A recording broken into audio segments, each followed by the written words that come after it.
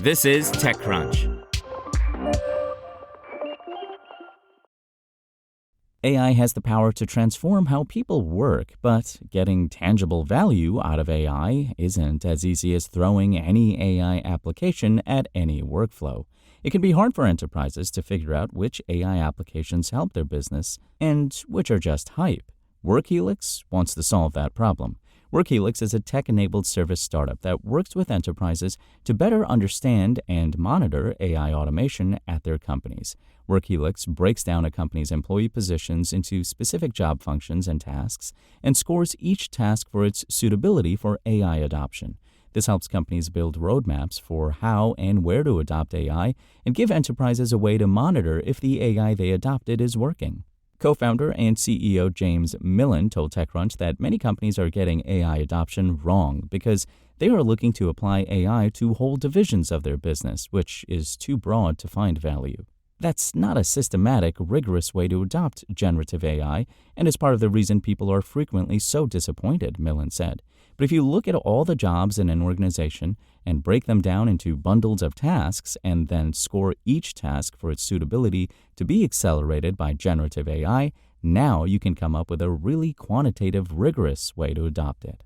Workhelix's methodology of breaking down roles into tasks is based on years of research into the relationship between technology and productivity by Eric Brynjolfsson, the director of Stanford's Digital Economy Lab and one of Workhelix's co-founders. In the case of a lot of our work, there's this long tail of tasks that the machines actually don't help that much with, Brynjolfsson said. You need humans to be involved. And then there's other tasks where the machines are very helpful. And almost every project that we look at, there's some of each of those. Brynjolfsson told TechCrunch that he's been researching this divide between technology and productivity for well over a decade. Prior to Workhelix, Brynjolfsson was sharing this research and methodology through published papers or through speaker gigs in boardrooms, but he realized that if they added a software element, they could reach more companies. Brynjolfsson, also the co-chairman of Workhelix, paired up with Andrew McAfee, the co-director of the MIT Initiative on the Digital Economy and one of Brynjolfsson's co-authors, Daniel Rock, a Wharton professor, and Millen, to launch Workhelix in 2022. The company launched its product in April 2024 and has seen strong demand from enterprise customers, including Accenture, Wayfair, and Coursera, among others. Workhelix's first dozen enterprise customers came through the door with zero paid advertising, Millen said. This is something that they're really hungry for, Brynjolfsson said. They haven't seen anything like it before. There are consultants out there, but they don't have these kinds of tools. We're filling a huge gap. I think the biggest gap there is in the market. The company recently raised a $15 million Series A round led by AIX Ventures with participation from Andrew Ng's AI Fund, Accenture Ventures, and Bloomberg Beta, among other VCs.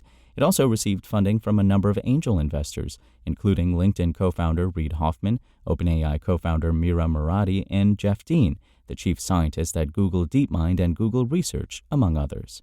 Sean Johnson, a founding partner at AIX Ventures, told TechCrunch that he was introduced to the company through Brynjolfsson's work at Stanford, one of AIX's Ventures investing partners.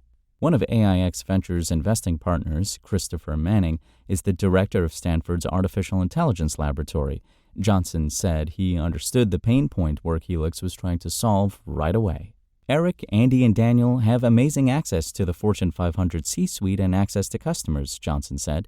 It's extreme founder market fit, and their approach is extreme founder product fit. That caused us to want to dive in. Workhelix plans to put its recently raised capital toward expanding the number of tasks and KPIs its software tracks. It will also keep building up the internal tools for the data scientists that directly help enterprise customers alongside Workhelix's product. In today's market that's obsessed with moving fast and automation, it's interesting that Workhelix's business model isn't just software but also includes a human element too. The company stands by this approach, although this does make it harder for it to scale.